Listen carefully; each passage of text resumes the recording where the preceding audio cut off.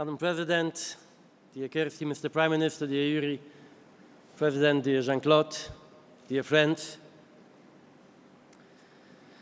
It was the autumn of 1980. The Solidarity Revolution had just begun in Poland. I remember as if it was today, when at one of the many rallies, someone read out the electrifying news. In Tallinn, the people have taken to the streets. This is the beginning of the end of the Soviet Empire, claimed someone overly optimistic. That was my first encounter with Estonia. You can't even imagine what it meant for us, Poles, the fact that we were not all alone. But it was 8 years later when I really fell in love with Estonia, at the time of the Singing Revolution.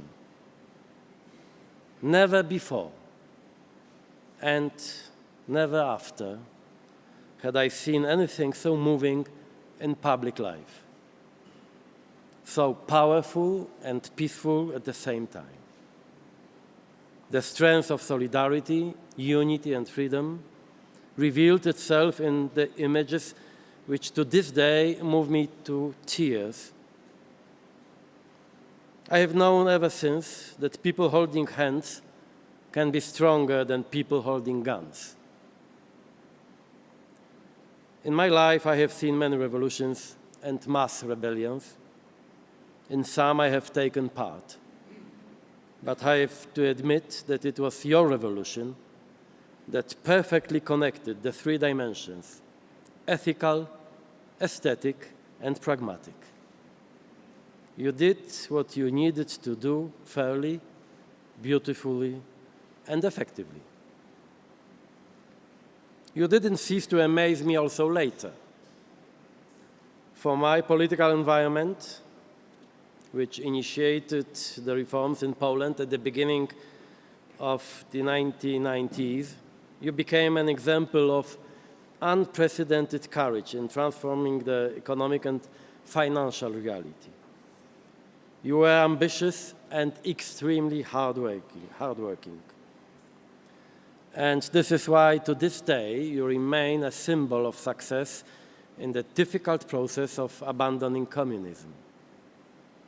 Your visionary tax policy, budget discipline, handling of the crisis in 2010, and adoption of the common currency have made Estonia a role model for the region and beyond. What has made an equally strong impression on the rest of Europe more recently is your determination and creativity in realizing the vast project of digitalization. Estonia has become an example to follow for all Europeans with aspirations. And today we can easily call your country the leader of the IT revolution on a global scale. You would be tempted to ask, how is it possible that so few people have achieved so much? The European Union is not about procedures or bureaucracy. It is the single most ambitious political project in the history of Europe. And the presidency that you have just assumed is not only an organizational task for officials. The presidency is your collective leadership in these difficult but also hopeful times. Throughout years of hard work and sacrifice, you have established authority and a reputation for yourselves, which provide a good mandate for such leadership. When I think of Estonia, I think of Paul Keres and Arvo Pärt, Carmen Kass and Kelly Sildaru, symbols of talent, wisdom, beauty, and energy. And I have no doubt that this is exactly what your presidency will reflect.